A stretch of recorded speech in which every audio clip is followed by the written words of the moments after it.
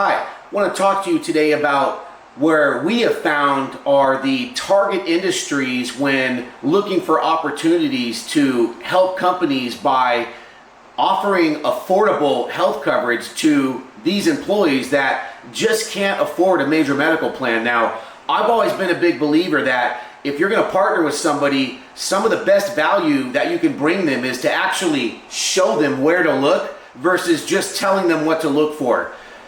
Back in my beginning days as a broker, I used to call on all these different carrier reps and try to ask them for help, and I'd get the same kind of brush off for them. Oh, just do this, okay, bye. Oh, just do that, okay, bye. Or they give me scenarios that are like from 1992 and it's 2009. I mean, there's so many brush offs out there. So I'm gonna help you out a little differently. I'm gonna show you where to look, okay? So first of all, this list right here, these are companies that we are doing business with, obviously partnered with their benefit broker across the boards. You've got security guard companies, print shops, hospitality, landscaping, staffing, trucking, assisted living facilities, construction, manufacturing, plumbing, restaurants, grocery store chains, home health care, housekeeping, janitorial, agriculture, cannabis. I mean, all these companies have something in common. Actually, they have a couple things in common. First of all, this is the low-hanging fruit for the IRS. Now, let's set aside those 87,000 agents they threatened to hire. That's not what they're doing. About, 9 months ago now, the IRS already hired 12,000 auditors to audit companies like this. It's the low-hanging fruit for them to ensue penalties because that's another revenue stream for them, okay? And what they've also done is made the criteria for an employee to go to the exchange so easy. They want people to go to the exchange because that's going to trigger a penalty, which is going to cost the employer a lot of money. I've done a video I showed an illustration on the difference of not doing anything versus doing something about it, offering my plan, and that will clearly show you will be a hero to an employer and help them spend a lot less on affordable health care. So again, these industries here are prime for the taking.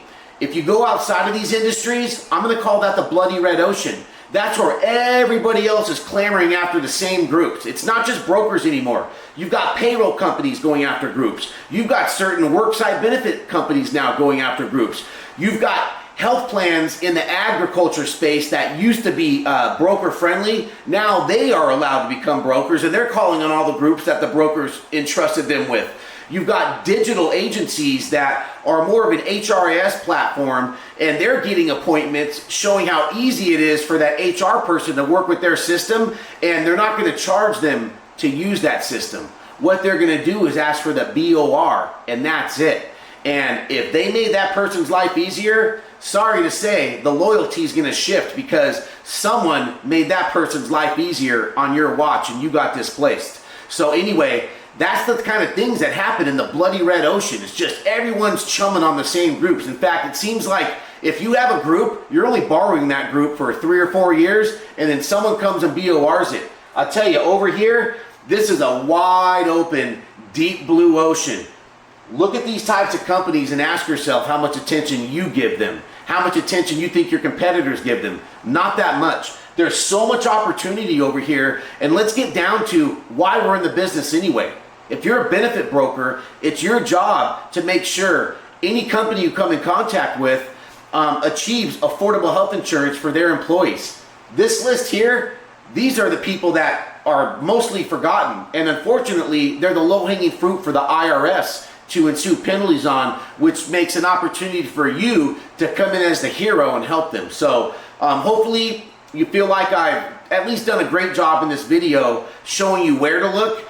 We can continue on a Zoom call. I can show you about conversations. I can talk to you about case studies and scenarios with any one of these types of companies. I've got case studies galore. And so I think these case studies will help you with your talk tracks and, of course, your approach. So please look me up on my website, fill out my contact form, contact me via LinkedIn, or use the contact tab on LinkedIn to find my email address, my phone number. My email and phone number are scattered all over the internet. I'm very easy to get a hold of. I really do look forward to talking with you very soon.